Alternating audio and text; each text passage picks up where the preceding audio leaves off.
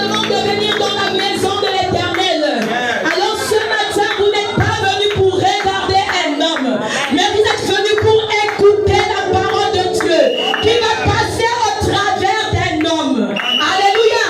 Je ne suis qu'un instrument que le Saint-Esprit s'est choisi. Je ne suis pas plus que vous. Je ne suis pas meilleur, mais c'est Dieu qui m'a choisi. Comme il vous a choisi ce matin, je veux que tu acclames encore très fort. Alléluia. Amen. Éternel Dieu des armées, Saint-Esprit ce matin, je t'appelle sur tes enfants. Saint-Esprit ce matin, viens me conduire. Saint-Esprit ce matin, remplis-nous. Saint-Esprit ce matin, édifie-nous et que nos oreilles s'ouvrent ce matin. Que la parole que tu as réservée pour tes enfants ce matin les fasse du bien. Dans le nom puissant de Jésus-Christ de Nazareth, je veux que tu dises 3 fois Amen. Alléluia.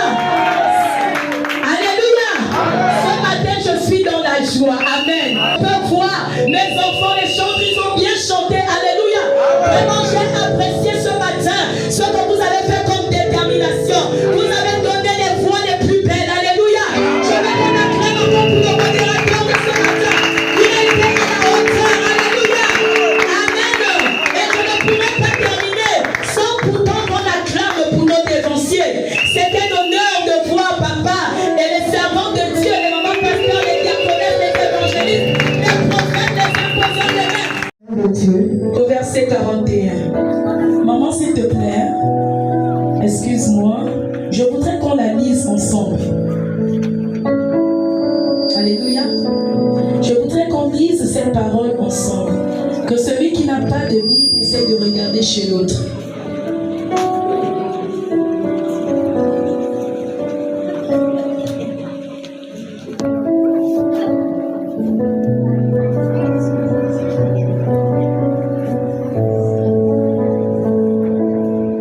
C'est le pain que nous allons partager ce matin. Alléluia. Donc ne rate pas cette parole. La parole est une prophétie. Que celui qui a sa Bible se mette à côté de celui qui n'en a pas.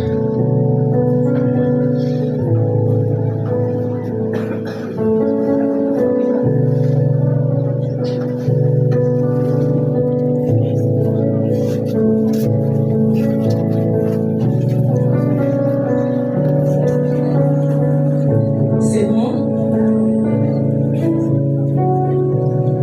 Si vous avez vos téléphones qui ont des Bibles, vous pouvez les ouvrir.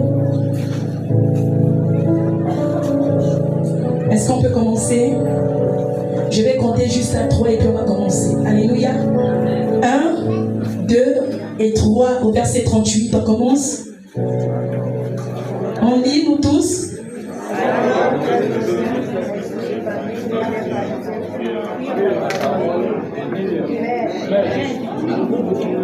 De voir faire un miracle. Dites avec moi un miracle. Un miracle. Qui a demandé qu'on fasse un miracle? Si vous suivez. Les et les. Ils ont demandé un. Dites encore avec moi miracle. Il leur répondit. Une génération méchante et adultère demande un miracle. Il ne lui sera donné d'autre miracle que celui du prophète Jonas. Alléluia. Dites avec moi prophète Jonas. Prophète Jonas. Car de même que Jonas fut 3 jours et 3 nuits dans le ventre d'un grand poisson, de même le Fils de l'homme sera 3 jours et 3 nuits dans le sein de la terre. Les hommes de Ninive se lèveront au jour du jugement avec cette génération et la condamneront parce qu'ils ne se repentirent à la prédication de Jonas. Et voici, il y a ici plus que Jonas. Alléluia. Jésus dit qu'il y a ici plus que Alléluia. Alors mon thème c'est le signe de Jonas.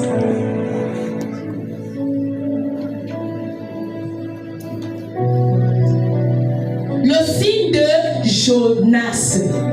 Alléluia. Amen. Nous allons ouvrir nos Bibles et nous allons lire à partir de Jonas 1, du verset 1 à 3. Jonas est dans l'Ancien ou le Nouveau Testament? Hein? Ancien Testament. Ok, nous cherchons Jonas.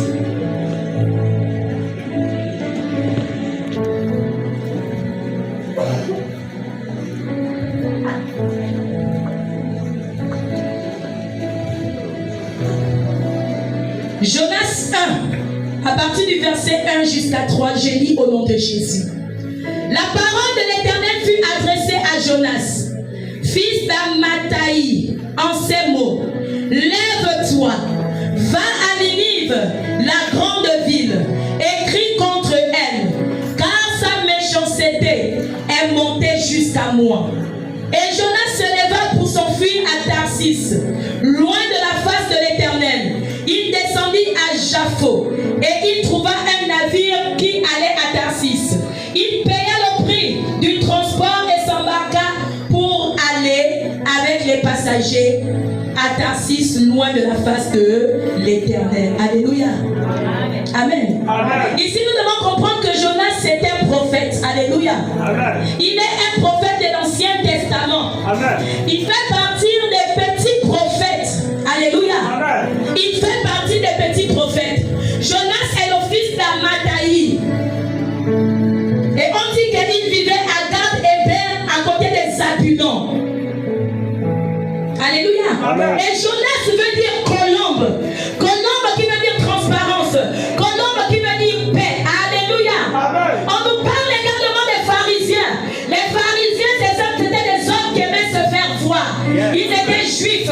Ils aimaient prendre les premières places. Ils aimaient se croire grands. Alléluia. Quand tu arrivais dans les synagogues, ils prenaient les premières places. C'est ça les scribes. C'est ça les pharisiens. Et les scribes étaient désignés comme des secrétaires. Ils s'occupaient des affaires religieuses en Israël. Est-ce qu'on suit? Parce que c'est Jésus qui parle dans Matthieu. Et il dit aux pharisiens que si vous voulez un miracle, il faut se révéler, il faut se référer à Jonas. Voilà pourquoi je vous donne la bibliographie de Jonas. Est-ce qu'on suit? Alléluia. Alors lorsqu'on lit Jonas, on comprend que Jonas a été envoyé par Dieu à Ninive. Il avait un message à donner à Ninive. Mais Jonas n'a pas fait ce message. Jonas a préféré partir où? À Tarsis. Alléluia. Et lorsqu'on lit le chapitre 3, donc Jonas 3, je ne sais pas si on peut le lire, du verset 1 à 9. Est-ce qu'on peut lire Jonas 3 du verset 1 à 9?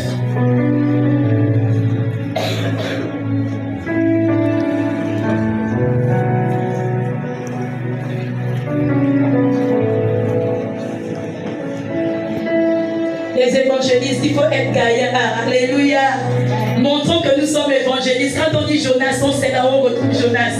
Quand on crie Matthieu, on sait là où on retrouve Matthieu. Alléluia. Jonas 3. Nous lisons Jonas 3. À partir du verset 1 à 9. La Bible dit, la parole de Dieu déclare. La parole de l'Éternel fut adressée à Jonas une seconde fois. En ces mots, lève-toi, va à Ninive, la grande ville, et proclame-y la publication que je t'ordonne. Et Jonas se leva et alla à Ninive, selon la parole de l'Éternel. Or, Ninive était une très grande ville, de 3 jours de marche. Jonas fit d'abord dans la ville une journée de marche. Il criait et disait, encore 40 jours, et Ninive est détruite. Les gens de Ninive crurent à Dieu. Ils publièrent un jeûne et se revêtirent des sacs, depuis les plus grands jusqu'aux plus petits. La chose parvint au roi de Ninive. Il se leva de son trône, ôta son manteau, se couvrit d'un sac et s'assit sur la cendre. Et il fit faire dans Ninive cette publication par ordre du roi et des grands, que les hommes et les bêtes, les bœufs et les brebis ne goûtent ne boivent point d'eau, que les hommes et les bêtes soient couverts de sacs, qu'ils crient à Dieu avec force, qu'ils reviennent tous de leur mauvaise foi et les actes de violence dont leurs mains sont coupables. Qui sait si Dieu ne viendra pas et ne se repentira pas, et s'il ne renoncera pas à son ardente colère, en sorte que nous ne périssions point. Alléluia. Amen. Comme j'ai dit, Ninive était une ville là où le péché a touché la colère de Dieu. Amen. Ninive était une ville grande, mais il y avait la violence, il y avait la méchanceté là-bas. Dieu, il a été colérique, il a dit non. Il a envoyé son fils, le prophète Jonas, d'aller avertir à Ninive que plus que 40 jours, sinon il va détruire Ninive. Amen. Jonas, au lieu de partir à Ninive, Jonas s'en va à Tarsis. Il prend un bateau, il monte, et lorsqu'il monte, il y a une tempête. Et la tempête fait en sorte que les gens du bateau puissent faire un tirage au sort. Et on va découvrir que le sort est tombé sur Jonas. On va le prendre, on va le jeter dans l'eau. Et lorsqu'on va le jeter, il sera repêché par un grand poisson qui va après le vomir sur la terre de Ninive. Alléluia. Amen. La question qu'on va se poser ce matin, c'est de savoir, mais pourquoi Jésus fait référence aux pharisiens de l'histoire de Jonas? Pourquoi il dit aux pharisiens que si vous voulez un miracle, si vous voulez un signe, je vous parlez, allez-y voir l'histoire de Jonas. Amen. Ça veut dire qu'il y a une leçon à tirer des noms. Amen. Amen. Voilà pourquoi j'ai surnommé mon thème le signe de Jonas. Alléluia. Amen. Lorsque nous lisons l'histoire de Jonas, nous comprenons que Jonas était un messager, un envoyé de Dieu. Il avait une mission, puisqu'il écoutait la voix de Dieu. Et on nous dit que c'était un prophète.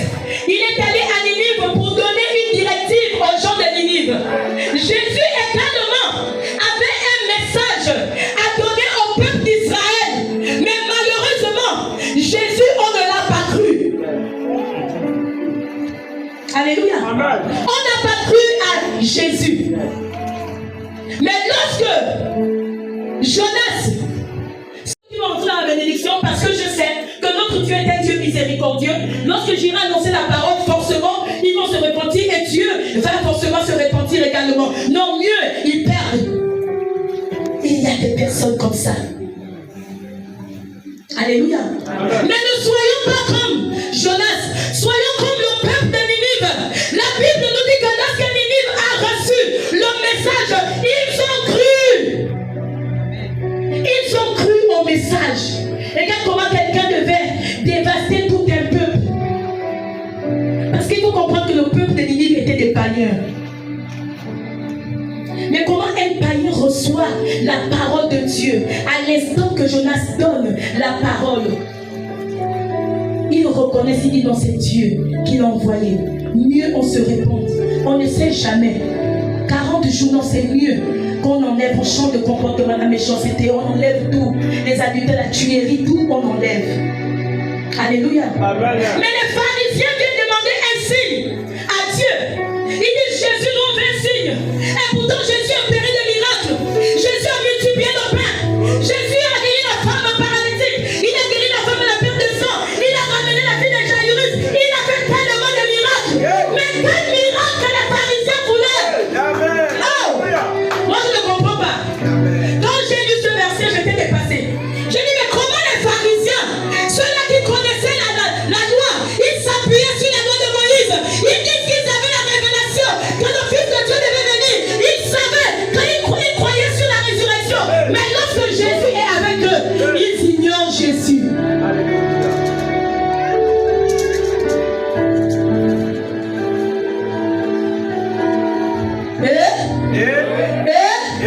Non, claque la main comme ça. Est-ce que j'ai perdu quelqu'un? J'ai perdu quelqu'un. Les pharisiens demandaient un signe. Ils disent Jésus, montre-nous un signe. Lorsque tu as lu dans le livre de Luc, ils vont te dire un signe qui vient du ciel. Attends, quel signe qui vient du ciel? Quel signe qui vient du ciel que les pharisiens voulaient?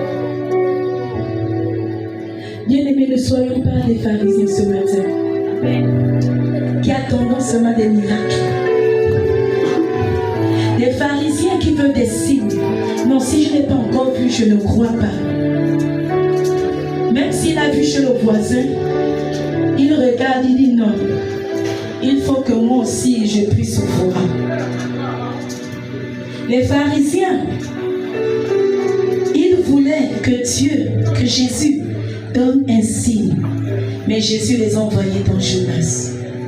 Ce qui veut dire que le signe de l'autre peut être un miracle pour toi. Yeah. Non, je veux que tu acclames de ça.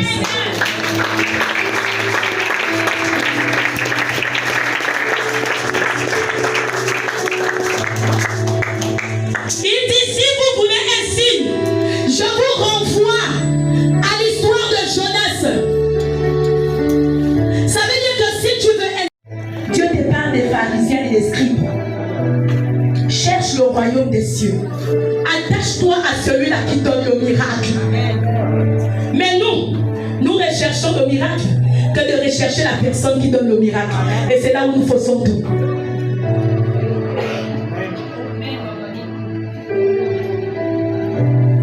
Lorsque tu cherches le miracle, tu vas rester un chrétien béaba. Comme même dit mon père, papa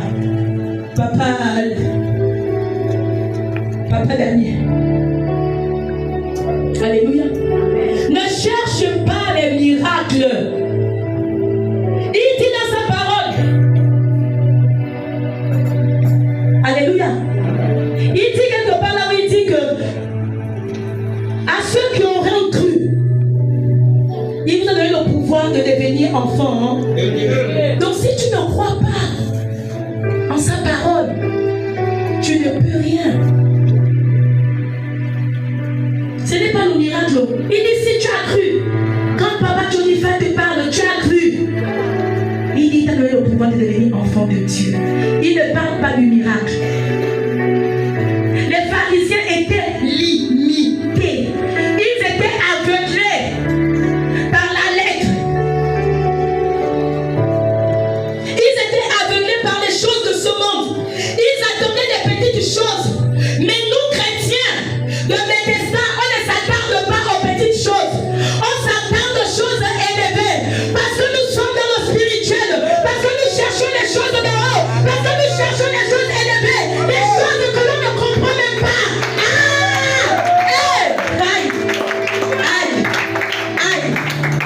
Aïe. Je sens que j'ai perdu quelqu'un. Bien aimé, toi tu cherches quoi? Qu'est-ce que tu cherches? Tu cherches les choses en bas? Non. Tu cherches les choses en bas. Tu cherches les choses spirituelles. Alléluia. Ouvrons nos Bibles dans le livre de Romains 2.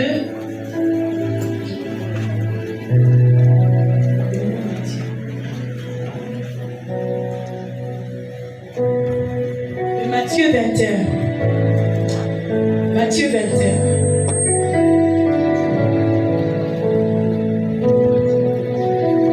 À partir du verset 32. Il est écrit, car Jean est venu en cru en lui. Et vous, qui avez vu cela, vous ne vous faites... Jean également était celui-là qui criait dans le désert. Il dit, je suis la voix qui crie dans le désert, répentez-vous. Mais le peuple d'Israël n'a pas cru en lui. Alléluia. Ils n'ont pas cru en ce que Jean disait. Amen. Lorsque le publicain arrive dans la synagogue, pendant que le pharisien se glorifiait, il dit non, moi je ne suis pas comme ce publicain, un voleur, un mendiant, il traite de tous les noms. Mais le publicain s'humilie devant la face de Dieu. Regarde, je veux prier, mais je n'arrive pas à prier. Non, il ne s'attend pas à ça. Il te demande ce matin, est-ce que tu es comme les pharisiens ou bien tu es comme le peuple de Ninive? Est-ce que tu écoutes la parole?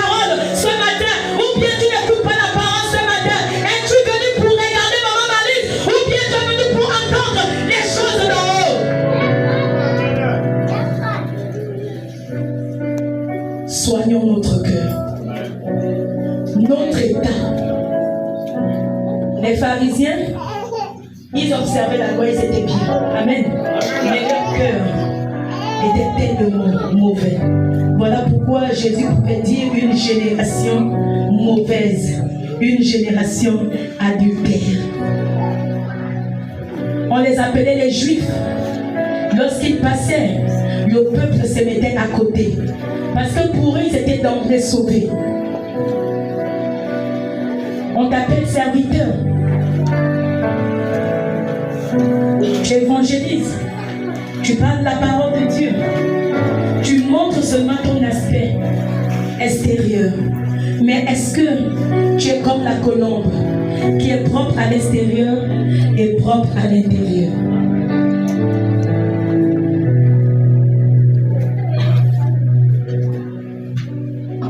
Alléluia. Ouvrons nos Bibles dans le livre de Romains 2, à partir du verset 13 à 29.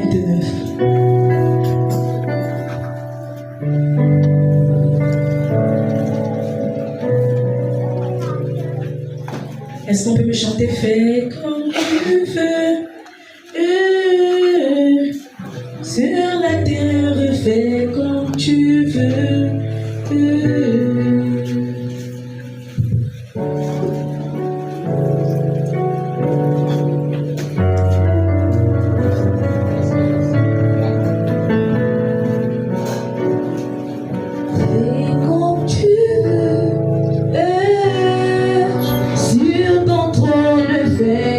Est-ce que tu peux te lever?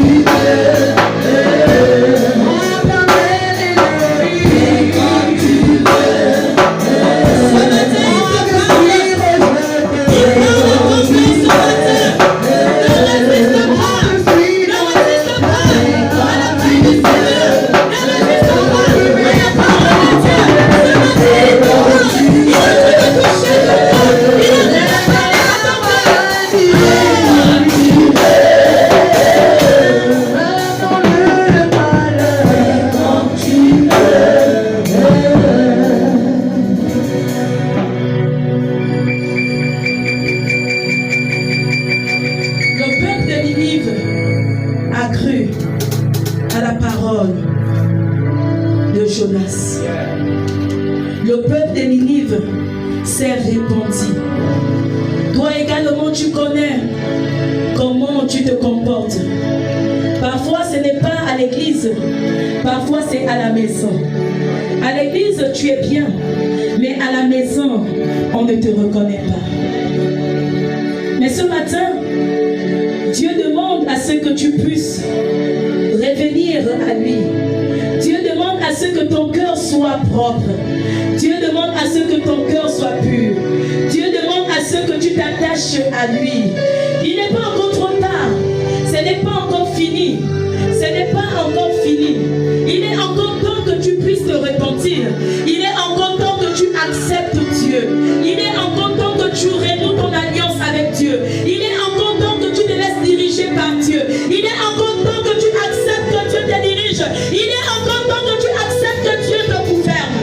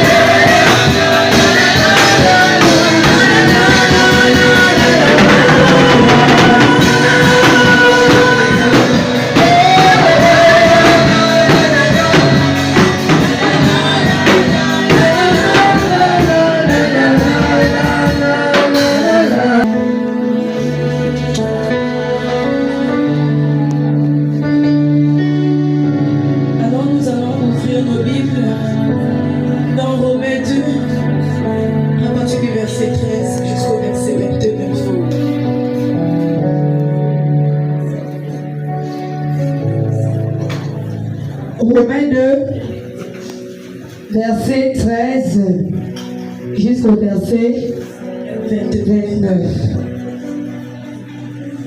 Ce ne sont pas en effet ceux qui écoutent la loi qui sont justes devant Dieu, mais ce sont ceux-là qui mettent en pratique qui seront justifiés. Amen. Quand les païens qui n'ont point la loi font naturellement ce que prescrit la loi, ils sont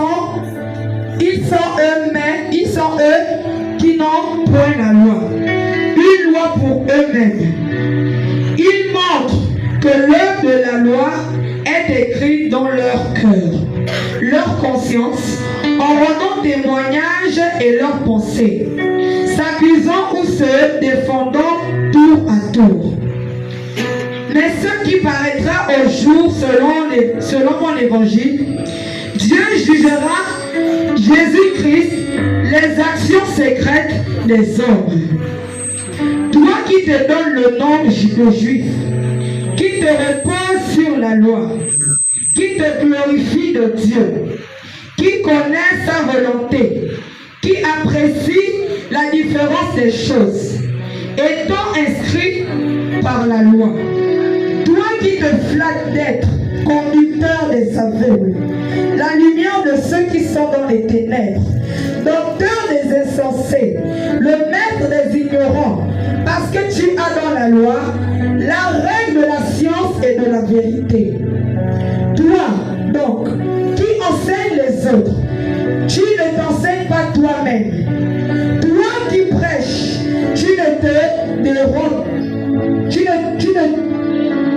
Toi qui prêches, ne veux pas dérober, tu déroges.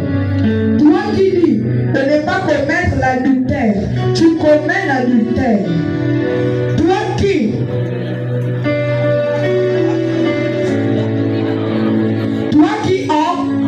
dans l'abomination, les idoles, tu commets des sacrilèges. Toi qui fais une gloire de la loi, tu déshonores Dieu par la transgression de la loi. Car le nom de Dieu est à cause de vous blasphémé parmi les païens, comme cela est écrit. La circoncision est utile si tu mets en pratique la loi. Mais si tu transgresses la loi, ta circoncision devient incirconcision.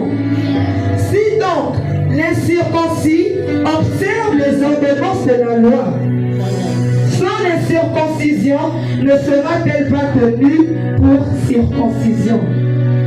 L'incirconcis de nature qui accomplit la loi ne te condamnera-t-il pas? Toi qui la transgresses, tout en ayant la lettre de la loi et la circoncision. Les Juifs, ce n'est pas celui qui a les normes. Les circoncisions, ce n'est pas celle qui est visible dans la chair. Mais le Juif, c'est celui qui est intérieurement, et la circoncision est celle du cœur, selon l'esprit et non selon la lettre. La louange de ce Juif ne vient pas des hommes, mais de Dieu. Amen. Est-ce que nous avons compris? Amen. Ce n'est pas celui qui en a les dehors. Et la circoncision, ce n'est pas celle qui est visible dans la chair. Alléluia. Parce que les Juifs, ils devaient se circoncier. On dit circoncier. Voilà. Amen. Et pour eux, ils se disaient que ce date faisait d'eux un homme qui connaissait Dieu. Amen. Amen. Donc pour eux, ils se disaient, étant donné que nous avons cela sur la chair, ça veut dire que nous avons le royaume des dieux. Mais la parole romaine qui est écrite par l'apôtre Paul vient dire que ce n'est pas la circoncision de la chair que l'on veut, mais c'est la circoncision du cœur que Dieu recherche. C'est la circoncision du cœur que Dieu attend ce matin.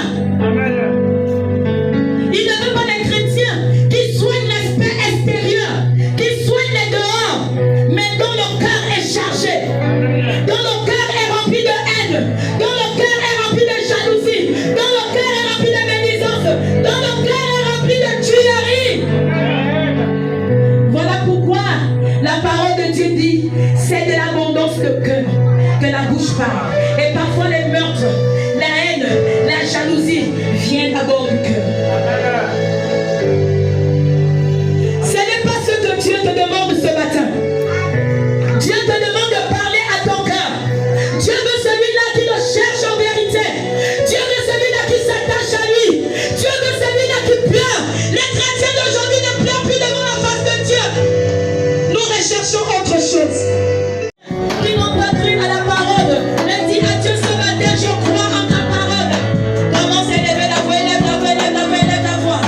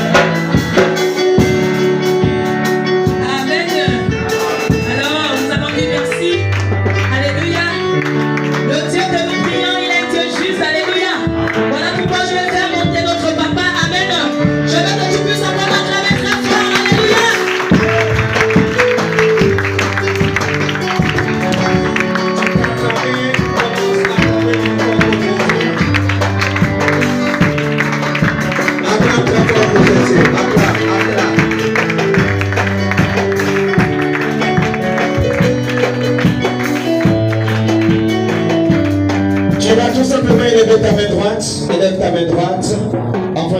merci à ton Dieu pour cette magnifique parole qui a été annoncée avec éloquence, avec puissance. Élève seulement ta main, élève ta main et commence à dire merci à ton Dieu.